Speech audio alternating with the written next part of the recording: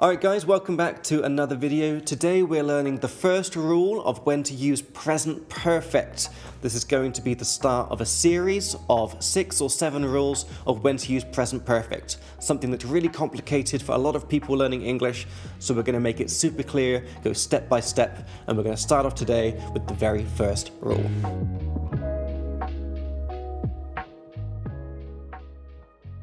Alright guys, so today we're learning the very first rule of present perfect.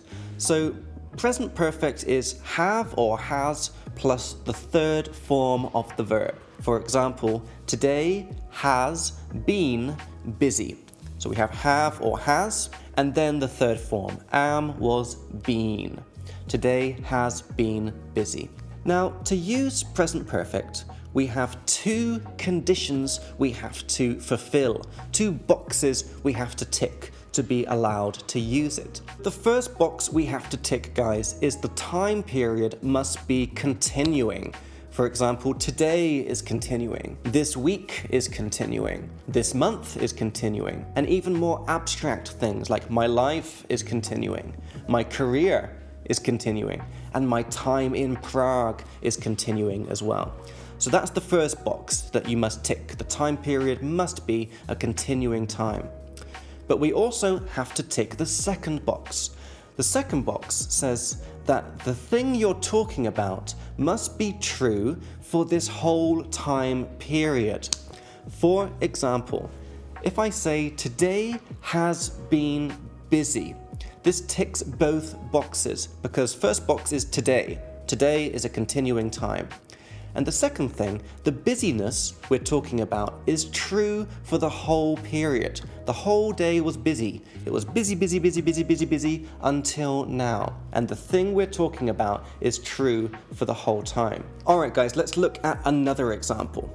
We could say something like, I have had lots of meetings this week. So again, this ticks both boxes. Because firstly, is the time period continuing? Yes, it's this week, it's continuing.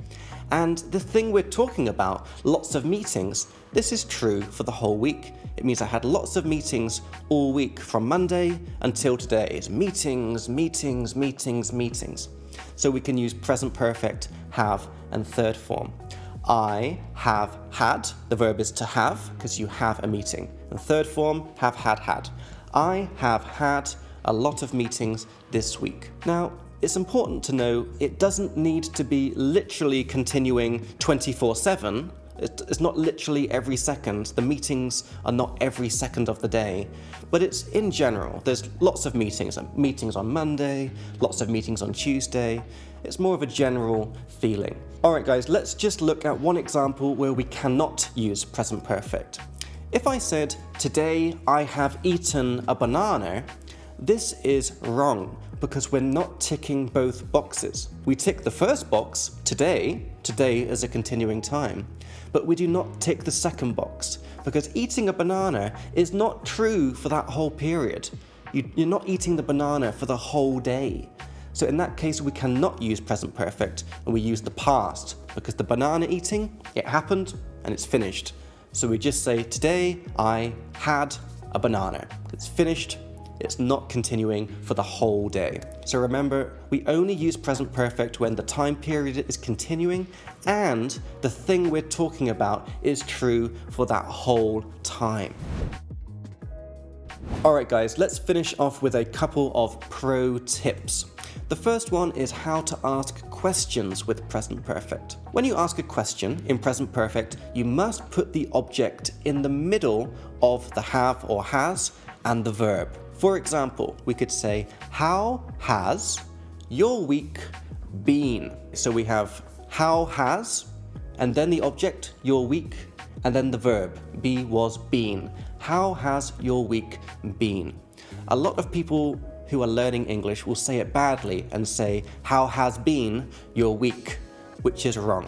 You must put the object in the middle of the have or has and the third form verb. How has your week been? Or another example, you could ask your friend, how many interviews have you had this week? So again, we have the have or has, and then the object, you, and then the verb, have had. How many interviews have you had this week? Always put the object in the middle of the have or has and the verb.